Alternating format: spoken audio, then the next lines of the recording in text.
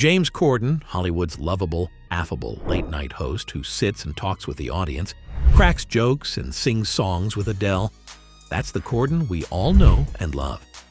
Many of us have watched his The Late Late Show and thought, this guy's an absolute teddy bear. But now, the curtain has finally dropped, and stars and celebrities have come out of the woodwork, very publicly expressing their disdain for James Corden and talking about how he is one of the worst things to happen to the late-night culture in a long time. This anger that has been building against James Corden is not one that surfaced overnight. It's one that has been building over the years due to multiple reasons. Every person that you talk to in Hollywood has a different reason as to why they dislike James Corden, and each one is more surprising than the next one. James Corden's name has become synonymous with his Emmy-winning show, Carpool Karaoke. For those who don't know this show, the idea behind it is simple but rather effective and appealing to the masses. Corden gets whichever celebrity or artist is hottest in the industry right now and sings songs with them while driving a car. An experience that makes viewers feel like they are sitting with the artists inside the car. And while most celebrities would have jumped at this opportunity, Liam Gallagher just wouldn't. When he was offered the chance to do the Carpool Karaoke with James Corden, his answer wasn't just a no. It was a resounding no that was followed by a tirade on how James Corden was a shill for Hollywood executives and even called him a word we can't say out loud. But this wasn't just a one-off event.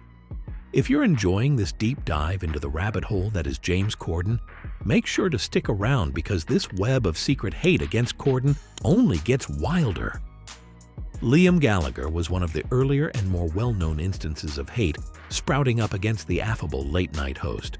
But what people thought was a discriminate attack on the lovable talk show host was actually just the tip of the hate iceberg that existed against James Corden.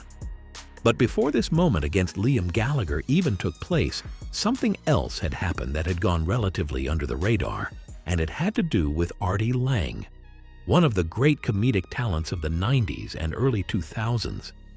Artie, who was one of Howard Stern's brutally honest sidekicks on his talk show, was loved by audiences around the globe for his blunt honesty and sharp wit. But Lange eventually had to quit the radio because of several personal problems. Stern, who was known for his brutal edge, would end up mellowing down in the following years, which would draw the ire of Lange, who felt that Howard was turning into another industry shill. Amounting to this, he would go on a tirade against Stern on his podcast in 2016, and while he was in the process of dragging Stern's name through the mud, Lange would focus his attention on Corden for a moment, likening Howard's current show to James Corden's Carpool Karaoke, talking about how absurd it was that he was winning Emmys for doing nearly nothing. While many could make the case for James stating that he is just doing what he loves, many comics like Lange would make the argument that people like James end up sanitizing the comedic sphere, which is intended to be more raw in nature and meant to be a sphere where Hollywood can be criticized for becoming too mild.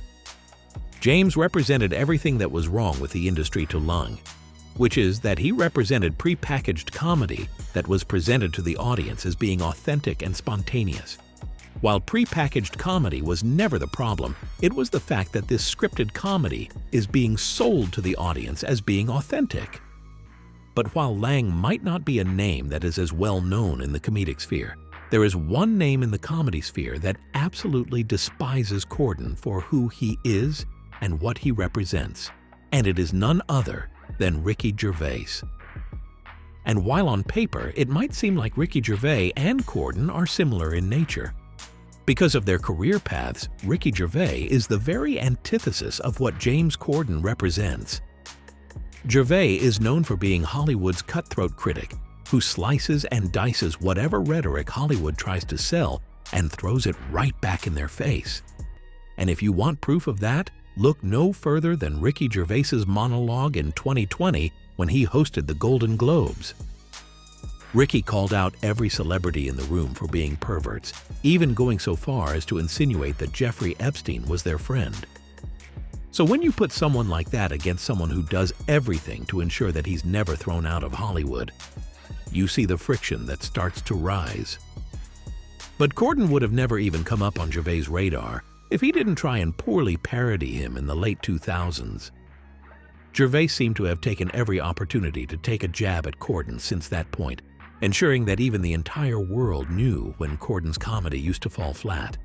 But Corden would occasionally try and deviate from his good boy routine by making darker jokes, but he just never seemed to be able to sell them. And when he made an especially tone-deaf joke about the victims of Harvey Weinstein, Gervais was there to call him out, talking about how Corden should stick to what he's used to and not try things that he has no talent for. Gervais said on one talk show that making dark jokes, exactly like ones related to rape and abuse, is not just done on the fly, and is actually carefully thought out. But this isn't something that has been happening to James in recent years. It's not like he was an original act before shelling out. It seems to have always been the case. James, who represents familiarity and clean, safe comedy, is often thought of as a well-mannered boy amongst rowdy men. But when Patrick Stewart, one of the legends of Hollywood, drops your mask in front of the entire world, it's not one that you'd easily forget. What are we talking about, you ask? Well, let's go back to 2010, the Glamour Woman of the Year award show. James had just begun his climb to fame and had gotten one of the biggest gigs an upcoming comedian could ever ask for, to act as a host for an award show. But James had no idea what was in store for him. While most struggling comics would treat their role with reverence, James seemed to take it easy, looking rather unprofessional most of the time. But what happened next would not just shock him, it also shocked anyone around him who saw it. The usually mild-mannered Patrick Stewart would get on stage to present an award and would end up lecturing James instead on how he was being a bad host by looking bored the entire time while doing it. And when James tried to diffuse any further humiliation with a joke, it would end up backfiring spectacularly, with Stewart insulting him and even making a joke about his weight. Stewart apparently hated the way that Corden had not just represented himself, but the award show itself, marking a moment in Corden's history that he would remember forever. Corden would try and diffuse the situation using some dark humor to get the star to keep quiet. But when his joke ended up landing very poorly, Stewart just dug into him even more. James Corden represents everything that is wrong within the current comedy industry, as he is trying to make comedy, the last bastion against constructed narratives, fall within the same category. Which is exactly why every comic you see absolutely despises James Corden. If you enjoyed watching this deep dive video as to why James Corden is absolutely hated by the celebrity industry, make sure to like this video and subscribe to the channel for more. Also leave a comment down in the comment section as to which celebrity you want us to take about next.